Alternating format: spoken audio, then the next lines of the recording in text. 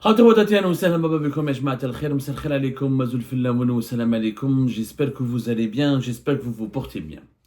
Malheureusement, dans notre pays, la lutte contre la corruption est instrumentalisée politiquement. On ne parle que des figures politiques qui dérangent le régime Tebboune ou là qui sont associés à des clans, au clan de Bouteflika ou là qui sont associés à des personnalités avec lesquelles Abdelmajid Tebboune et les dirigeants du régime Tebboune, y compris Saïd Chenguereha, chef d'état-major de l'armée, avaient des problèmes avec eux. C'est-à-dire que la lutte contre la corruption en Algérie ne concerne que des personnes qui étaient opposées dans des conflits personnels et qui avaient des relations conflictuelles ou qui avaient des problèmes directs avec Abdelmajid Tebboune, Saïd Chenguereha et les principaux dirigeants du régime Tebboune. Quant aux autres corrompus et aux corrupteurs, personne n'en parle, même s'ils sont recherchés, mais même s'ils sont cités dans des affaires de justice, personne n'en parle parce que ces personnes n'ont pas de valeur politique, n'ont pas de valeur médiatique, parce qu'elles ne représentent pas, elles n'ont aucune valeur aux yeux de Tebboune ou de Chenguereha et les autres dirigeants algériens, comme ils n'avaient pas de problème personnel, il n'y a pas de problème direct avec elles. Donc il y avait des autres personnalités beaucoup moins connues et qui sont pourtant aussi corrompues, si ce n'est pas plus, que les personnalités corrompues dont nous connaissons, parce que la lutte contre la corruption en Algérie a été réduite juste à parler de l'Ehdad, des Koninev, de Saïd Bouteflika, de Tahkout, des personnes avec lesquelles, encore une fois, Abdelmajid Tebboune avait un problème personnel. C'est vrai que ces gens-là se sont enrichis, souvent dans des conditions scandaleuses, souvent dans des conditions illicites et de façon assez spectaculaire, mais elles étaient aussi les adversaires, elles avaient des relations, elles étaient considérées par Abdelmajid Tebboune comme des ennemis, elles étaient dans un camp, elles avaient des différends et des conflits politiques directs avec Abdelmajid Tebboune. Et Saïd Chenguereha, la même chose fait l'armée, il l'a mis en prison, là il s'occupe uniquement des personnes, des généraux qui avaient des problèmes personnels avec lui, des relations conflictuelles avec lui. Quant aux autres qui sont corrompus mais qui n'ont pas de problème personnel avec lui, ils sont épargnés ou l'a oublié. C'est le cas de quelqu'un dont on parle très très peu, il n'y a que l'Algérie qui en parle pratiquement, c'est le général Ghalib Belkacem. Le général Ghalib Belkacem, c'est l'un des généraux les plus corrompus de l'histoire de l'Algérie. Il est en fuite à l'étranger depuis août 2019. On a beaucoup parlé de lui, on a réalisé pas mal d'enquêtes. Ces filles qui sont âgées de moins, un mois de temps en temps, elles avaient déjà deux appartements dans le 16e arrondissement, des appartements ailleurs en France, en Espagne, un passeport d'un pays, le Vanuatu, d'un paradis fiscal, et des biens ou des actifs financiers ou des investissements et des comptes financiers un peu partout, au Luxembourg, en Suisse. La général Belkacem est à la tête d'un empire, d'un véritable empire de corruption. Pourtant, non, personne n'en parle.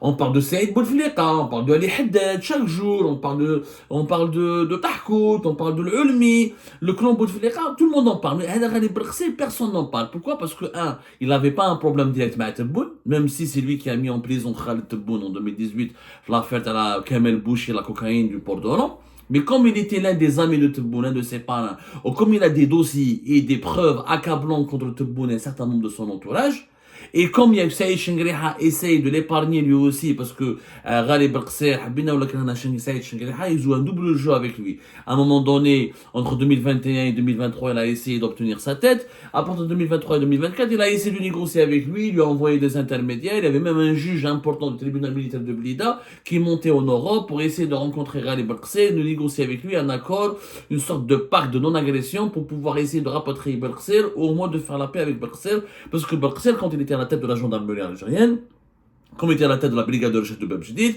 à l'époque de Gaïd Salah, toutes les enquêtes demandées ou commandées par Gaïd Salah sur les personnalités du monde économique, du monde politique et sur les militaires et sur les membres de l'institution militaire, toutes les enquêtes étaient menées par la gendarmerie et par Ghalib Belkacem. Ghalib Belkacem, quand il a fui le pays, avec des disques durs, avec des valises de documents. Donc il fait peur à tout le monde. Comme il fait peur à tout le monde, parce que si on touche à ses intérêts, il commence à attaquer, à contre-attaquer, à balancer des bombes. Même si sa fille a été mise en prison récemment, ils essaient d'étouffer ce scandale pour essayer de sortir sa fille de prison. Ils essaient de la sortir, de la libérer pour calmer le général Belkacem, pour ne pas le pousser à riposter. Parce que s'il riposte, ils vont s'effondrer. Belkacem est un général.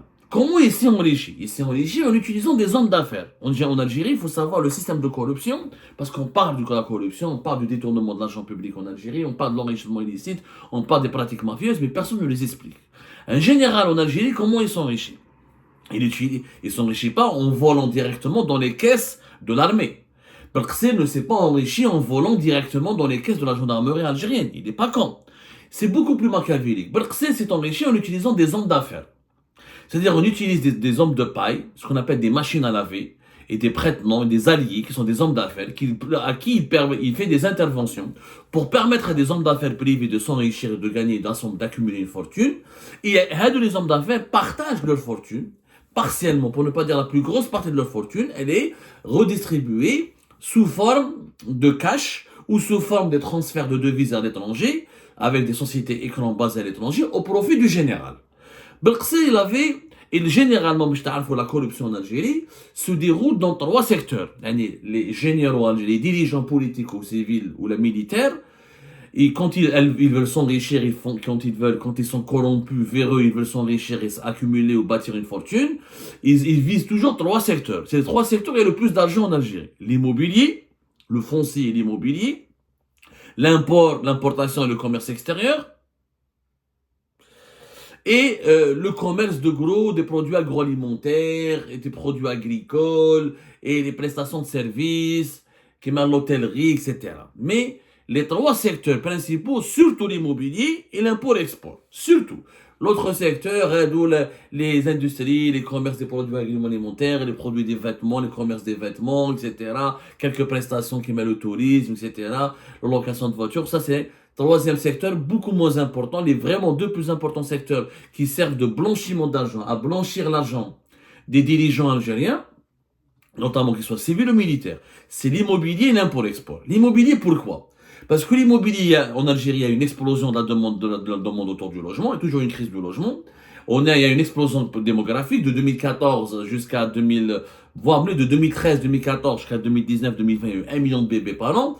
Les villes algériennes ont beaucoup grandi, nous sommes maintenant 47 millions d'habitants, donc il y avait une demande. Alger, Oran, Constantine, notamment Alger et Oran, il y a eu pas mal de demandes, de projets immobiliers importants pour satisfaire une demande nationale. Alors, dans le cas du général Belqsel, qu'est-ce qu'il a fait ? Il a utilisé 2 hommes d'affaires, Omar Jamal ou Hajj, ou Omar Ben Abdallah. Hadou, ils se sont spécialisés dans la promotion immobilière. Ils avaient d'autres activités. Mais c'est général Ghalib Belqsel qui les a introduits dans le domaine, qui les a aidés à se développer dans l'immobilier, parce que l'immobilier, il y a beaucoup d'argent. D'abord, le terrain est très compliqué à obtenir en Algérie. Il faut obtenir un terrain. Le terrain vaut très cher, donc quand un général, un dirigeant militaire ou politique intervient pour un promoteur pour lui ramener un terrain à bas prix, c'est très onéreux, parce qu'après le terrain à bas prix peut être revendu à des prix excessifs, donc il y a beaucoup d'argent à se faire, et le logement rapporte toujours de l'argent en Algérie, parce que quand on construit des logements, ou pour les mettre à la location, ou pour les vendre, il y a tellement de demandes autour du logement, c'est un marché, il y a beaucoup d'argent. Les interventions d'un général comme celui de Belqsel, ils permettent à des hommes d'affaires d'avoir des terrains dans des places, dans des endroits très chics, très demandés, où le mètre carré est très cher. Ils obtiennent des terrains à des prix bas, et notamment du foncier agricole qui est reconverti en foncier constructif pour avoir des projets immobiliers. Ils bénéficient de plusieurs facilités pour avoir les certificats d'urbanisme, les autorisations, et puis ensuite le général, le dirigeant politique et le dirigeant militaire, il permet à ses associés hommes d'affaires d'obtenir des projets, des financements publics. Parce qu'en Algérie, les hommes d'affaires, ils n'utilisent pas leur argent. C'est l'argent des banques. La corruption, le détournement de l'argent, c'est l'argent des banques. Par exemple, les 2 partenaires du général Ghalib Belqsel, Omar Ben Abdallah ou Jamal Ould Hajj, dont je vais parler aujourd'hui. Ils ne financent pas les projets immobiliers ou l'acquisition de terrain avec leur argent. Ils sont dirigés, le général Ghalib Belqsel, il intervient auprès des banques, des directeurs de banques, CPA, la CNEP, BNA, les banques publiques. On leur donne plusieurs milliards de dinars d'argent de crédit. C'est l'État, c'est l'argent de l'État, donc l'argent du peuple. Les hommes d'affaires utilisent ensuite cet argent de l'État et l'argent du peuple pour faire des projets immobiliers, des projets de foncier. Ensuite, c'est là où ils font. Donc, moi, ils investissent rien du tout. Ghalib Belqsel, les généraux ou les dirigeants algériens et leurs associés dans le monde des affaires n'utilisent pas, ne dépensent pas un centime. C'est le foncier de l'État, c'est les terrains de l'État, les privilèges de l'État, les autorisations les privilèges de l'État, plus l'argent des banques étatiques, l'argent des banques publiques. Donc, l'argent des banques publiques, il est utilisé de façon illégale parce que un général ou un ministre, il intervient. Donc, on accorde plus facilement un crédit bancaire à un homme d'affaires qui est proche d'un général. Ensuite, il va faire le projet immobilier, il déterre ou il bien. C'est-à-dire, à partir de zéro, il va se retrouver à la tête d'un empire de plusieurs milliards de dinars. Donc, des millions d'euros. Et c'est comme ça que le général Ghalib Belkacem et ses associés se sont enrichis. نحكي لكم اليوم هذا باش تفهموا le mécanisme de façon pédagogique, de façon maintenant plus précise. غالي بالقصير هذا جمال والحاج. عمر بن عبد الله طاح. Son premier associé a été mis en prisonnier en Algérie depuis décembre 2021. Il a négocié, les ennemis de Belkacem, les clans qui étaient anti-Belkacem ont compris, ont tendu un piège à Omar Ben Abdallah, qui était un promoteur immobilier, propriétaire de plusieurs hôtels et appartements en France, et qui était l'une des machines à laver de Belkacem, l'un de ses associés dans les affaires. Et il est tombé, il est en prison depuis décembre 2021. Qui est plus riche que Mohamed, qui était à l'époque de Bouteflika, l'un des promoteurs les plus riches et les moins connus en Algérie, Jamal Oulhaj. Pourquoi il était moins connu? Parce que هذاك كان صاحب سعيد Bouteflika. Il était l'ami de Saïd Bouteflika. Il était l'intermédiaire ben Ghalib Belkacem ou Saïd Bouteflika. Comme il était proche de Saïd Bouteflika en Algérie, on pouvait parler de Ali Haddad, des Konina, parce qu'ils étaient très riches et très connus. Mais les moins riches et les moins connus, qui étaient très proches de Saïd Bouteflika, ils avaient une relation d'amitié, parce que Ali Haddad ou Konina, ils connaissaient bien Saïd Bouteflika, mais c'était des relations intéressées. Saïd Bouteflika, il avait deux types de fréquentation. Les fréquentations intéressées, de claniques, donc des gens qui l'utilisaient pour des besoins politiques, et les fréquentations amicales, des gens beaucoup moins connus, et ses amis n'étaient pas exposés médiatiquement, parce que lui-même, il leur exigeait de ne pas se démarquer, de ne pas se distinguer, de ne pas se faire remarquer pour ne pas attirer les projecteurs des médias. Donc Jamal Oulhaj هذايا هما originaire de Cheraga, كان عنده plusieurs projets في Cheraga, في بلوطة, في زرالدة, etc. Il était l'ami de Saïd Bouteflika. Ou qu'un l'ami du général Ghalib Belkacem. Ghalib Belkacem, quand il était patron du groupe territorial d'Alger entre 2014 et 2015, la brigade de recherche de Bab Jdid, avant de devenir général et quand il était colonel. Général, où il a le commandement régional de Blida entre 2016 et en 2017. On va dire que la patron de la gendarmerie, ou la chef d'état-major de la gendarmerie, ou la patron de la gendarmerie en 2018, qui est dans l'affaire de la cocaïne du Port d'Oran. Gaïd Salah, il a commencé à parier sur lui, à l'utiliser depuis 2014. À ce moment-là, Jamal Oulhaj était lié d'amitié avec Ghalib Belkacem, où Jamal Oulhaj, il a aidé, il a intervenu auprès de Saïd Bouteflika pour que Ghalib Belkacem soit aussi soutenu par les Bouteflika. C'est pour ça qu'il a eu une carrière et une montée très rapide. Le groupement territorial d'Alger, la brigade de recherche de Bab Jdid, la régionale Fiblida, rapidement Ghalib Belkacem, parce qu'il était à la fois adoubé par Gaïd Salah et par Bouteflika. Et plus Ghalib Belkacem montait grimper les échelons du pouvoir, son ami, son associé Jamal Oulhaj, promoteur immobilier, il pouvait en profiter. Ghalib Belkacem, il utilisait toujours Jamal Oulhaj pour faire des projets. Alors Jamal Oulhaj, il avait deux sociétés, Promo Bat Oulhaj et la Sarl Soprofort. Il a fait des promotions immobilières parmi les plus luxueuses à Alger entre 2016, 2017 et 2019. Par exemple, l'un de ces Alger, c'est entre Zeralda et Cheraga, il avait des résidences, comme la résidence, comme le projet immobilier de Jawhara, comme le projet immobilier des 66 logements, comme le projet immobilier d'Orchidée. C'est des constructions, c'est des résidences de luxe, et qui font plusieurs centaines d'appartements. En tout, par exemple, la Jamal Oulhaj, rien que dans le périmètre de Cheraga fait Alger pour les Algérois, elle est devenue l'une des villes, l'un des quartiers les plus chics, les plus prestigieux. Il y a pas mal de résidences luxueuses, que ce soit des villas ou des appartements. Jamal Oulhaj, avec l'aide de Belkacem, il a pu lancer la construction de plus de 700 appartements à travers 3 ou 4 résidences de luxe. Comment Ghalib Belkacem a permis à son ami de s'enrichir, Jamal Oulhaj? Le terrain, à l'époque, Ben Zeralda ou Cheraga, toutes les anciennes foncières ne sont pas normalement jugées autorisées pour abriter des projets immobiliers. Il y a beaucoup d'assiettes foncières qui relèvent du périmètre agricole. Et à l'époque, Ghalib Belkacem, il a intervenu auprès de quelqu'un qui est connu en ce moment. Je vous dis la corruption في وقت تبون elle est pire que في وقت Bouteflika. Le Wali de Blida actuellement, le Wali de Blida, Brahim Houchen, il est Wali de Blida, depuis septembre 2023.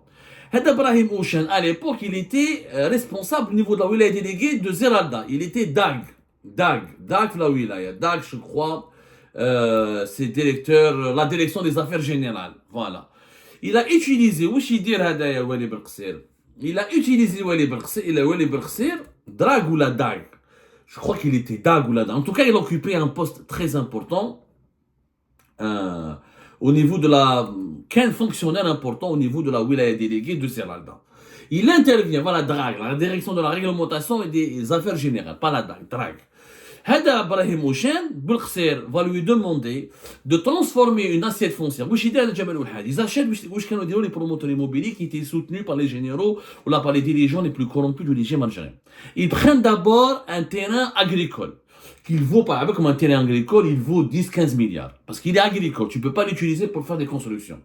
Mais ensuite, Belkhser est intervenu auprès de Brahim Houchen, dans l'actuel Wali de Blida, qu'il a transformé en un terrain constructible. C'est-à-dire qu'il a fait il a déclassifié le terrain, il l'a intégré au périmètre il a kharjou le périmètre agricole, il l'a intégré au périmètre des terrains constructibles. Là, la valeur a augmenté par fois 10.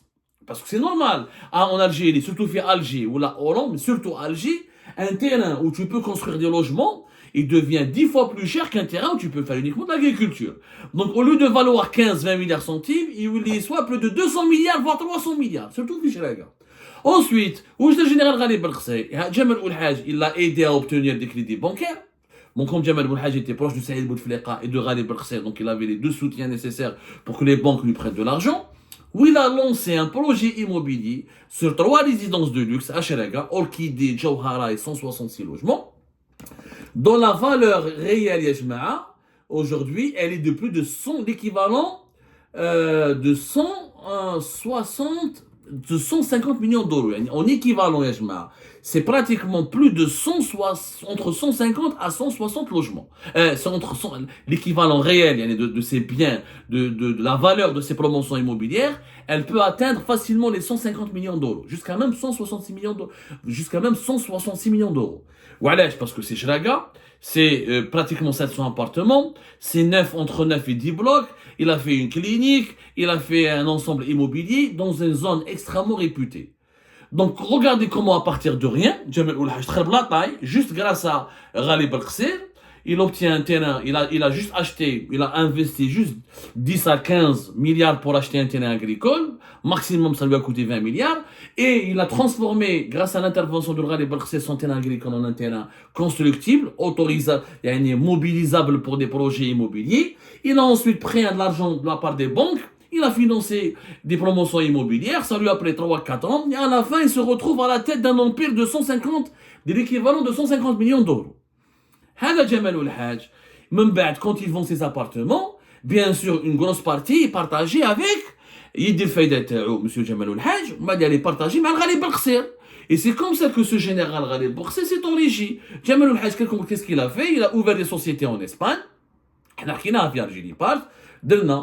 l'enquête le 19 octobre 2020, Kati, Jamal Oulhaj, Malaga ou Marbella, le réseau espagnol secret du général Ghali Belkhser. Où j'ai dit là, Jamal Oulhaj, il a ouvert une société en Espagne, du coup dans les environs de Alicante.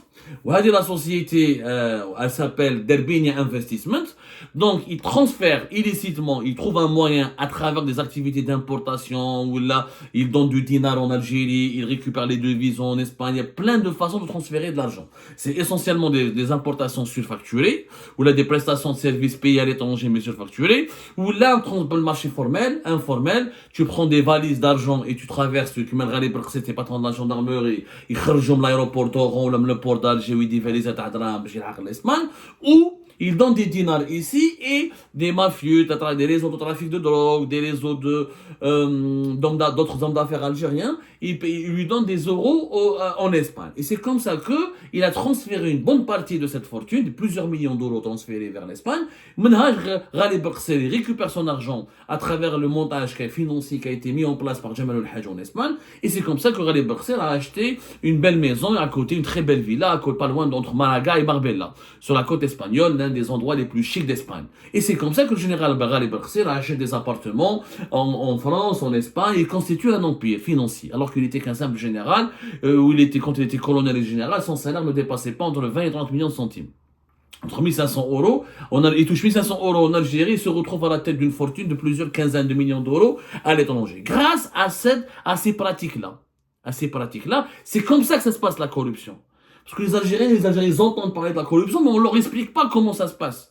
Les interventions auprès des banques publiques, les interventions auprès des wilayas délégués ou des wilayas, les transferts illicites de devises, ensuite les montages vers l'étranger, ou des gens qui sont impliqués dans les affaires de corruption, sont toujours au pouvoir. Brahim Ouchan, alors qu'il était l'ami de Belqsé, l'un de ses instruments pour détourner, pour transformer les fonciers agricoles en un foncier immobilisable, en un foncier permettant de construire des projets immobiliers. Jamal Oul-Hajj.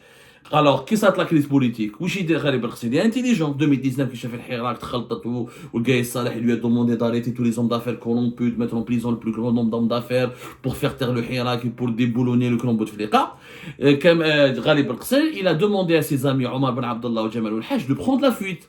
Donc, au lieu de les mettre sous ISTN, parce que celui qui avait la brigade de recherche de Babjdi de la gendarmerie algérienne était le bras armé du clan Gaïd Saleh. Et c'est comme ça que tous les dossiers passaient par Belqsir. Donc ses amis, pour les protéger, il leur demandait de partir à l'étranger. Il organisait leur fuite à l'étranger. Jamal Oul-Hajj, il a fui l'Algérie vers l'Espagne. Ensuite, depuis l'Espagne, il est parti à Dubaï. Quand Ghalib Belqsir il est tombé, ou Algérie partie, il a fait des révélations sur Jamal Oul-Hajj entre 2020 et 2021. Et nous avons, jusqu'à 2022, donné des révélations et fait des enquêtes sur les réseaux du général Ghalib Belqsir. La justice algérienne, elle a bougé. Ils ont lancé un mandat d'arrêt international contre Jamal Oul-Hajj. Et il s'avère que selon nos investigations, et c'est ça l'information que nous avons pu confirmer au cours de notre enquête, c'est que Hada Jamal Oul-Hajj, il a été arrêté à Dubaï il y a de cela 3 mois, au cours de cette année, au début de l'été, pratiquement au début de l'été 2024. Sauf que comme la justice algérienne ne fait pas d'enquête sérieuse, ils n'ont pas d'enquête, ils s'appuient juste parce que comme les juges, les juges algériens, ils créent Algérie partent, où ils tapent les réseaux sociaux, où ils font leur dossier. Ils font même pas d'enquête. Comme le dossier qui a été préparé contre Jamal Oul-Hajj était bâclé, pas rigoureux, les autorités émiratées, quand ils ont procédé à l'arrestation de Jamal Oul-Hajj, ils l'ont soumis à une enquête, à une procédure judiciaire.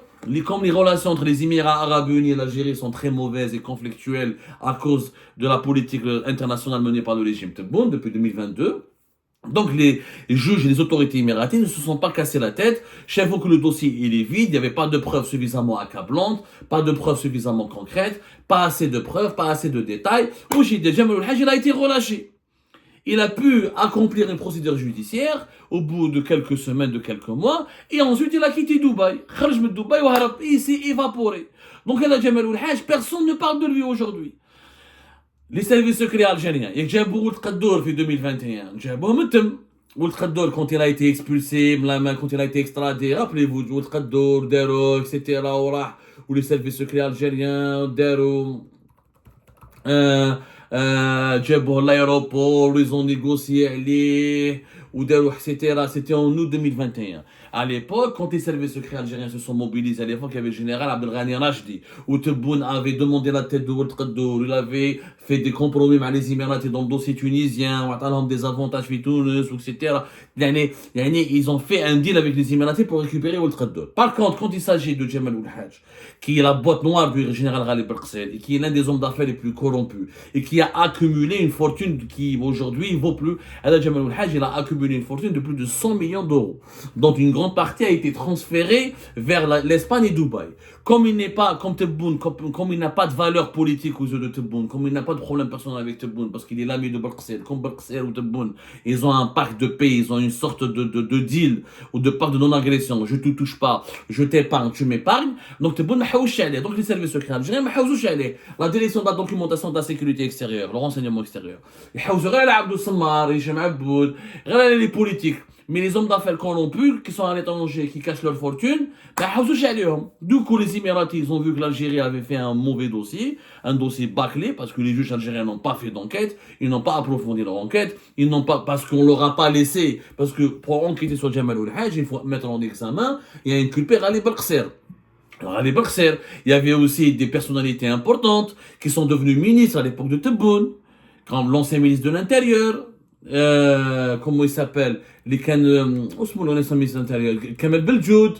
Kamel Beljoud, c'était lui, l'un des amis. Kamel Beljoud, qui est devenu ministre des Transports plus tard, il était ministre de l'Intérieur. C'était l'allié et c'était l'allié et le partenaire et l'un des parrains de Jamal Hajj et l'un des alliés du général Ghalib Belqsir, parce qu'il a occupé une fonction importante au niveau du ministère de l'Habitat. Il intervenait régulièrement pour leur donner des autorisations et ramener des privilèges et débloquer leurs affaires dans l'immobilier. Enquêter sur Jamal Hajj de façon sérieuse, c'est impliquer le Wali Doron, le Wali de Blida, pardonnez-moi, Brahim Houchen, c'est surtout de impliquer et de mettre en examen, comment il s'appelle, Kamel Beljoud. Donc, c'est une affaire qui touchera directement, comment on appelle ça, qui touchera directement au clan Tebboune. Donc, les juges ne peuvent pas enquêter sur les personnalités membres du clan Tebboune. Parce ils ont peur, comme Tebboune est président, ils ont peur de, comment on appelle ça, ils ont peur d'avoir des représailles, d'être sanctionnés, d'être terriblement sanctionnés. Donc, mais le dossier de Jamal Hajj, il a été bâclé. Là où il y a encore une fois, là où il y a des personnalités issues du clan Tebboune directement et qui sont impliquées dans des affaires de corruption, ces affaires sont bâclées ou l'a enterrées ou l'a étouffées. Donc, Jamal Hajj a échappé avec une facilité déconcertante à son mandat d'arrêt international et à son arrestation à Dubaï. Il a pu fuir Dubaï, il continue de protéger les secrets du Ghalib Belqsir. Il continue de jouir de son immense fortune accumulée à l'étranger, notamment en Espagne. Et la justice algérienne, c'est un doigt d'honneur à la justice algérienne qui est inefficace, qui est impuissante, tout simplement parce qu'elle ne peut pas enquêter, elle ne peut pas entamer des procédures sérieuses contre ces personnes parce qu'elles sont alliées à des personnalités considérées par Tebboune et Chengueleha comme intouchables. Ah, si c'était lié à Saïd Bouteflika ou là c'était lié à Tahkout ou là, l'Algérie fera tout pour les détruire. Mais comme ils sont liés à des personnalités considérées comme intouchables, eh ben, on s'intéresse pas trop à eux et on les laisse profiter de toutes les richesses qui ont été dilapidées et volées en Algérie. Voilà l'histoire de Jamal Hajj et de sa fuite miraculeuse à l'étranger, de comment il a pu s'échapper à la justice émirati et comment il continue de narguer l'Algérie, de narguer les Algériennes et les Algériens et de profiter de son immense fortune gagnée grâce à général Ghalib Belqsir, accumulée grâce au général Ghalib Belqsir et toutes les affaires scabreuses et opaques et illicites en Algérie, notamment dans le domaine de l'immobilier. Triste Algérie. Triste nouvelle Algérie qui nous ment tout le temps. Il n'y a pas réellement un effort sérieux et concret pour récupérer tout cet argent volé. Il y a un effort médiatique, politique, propagandiste au niveau du discours, mais dans la réalité, des centaines de millions d'euros volés par des personnalités liées à des personnages intouchables du régime continuent d'être épargnés.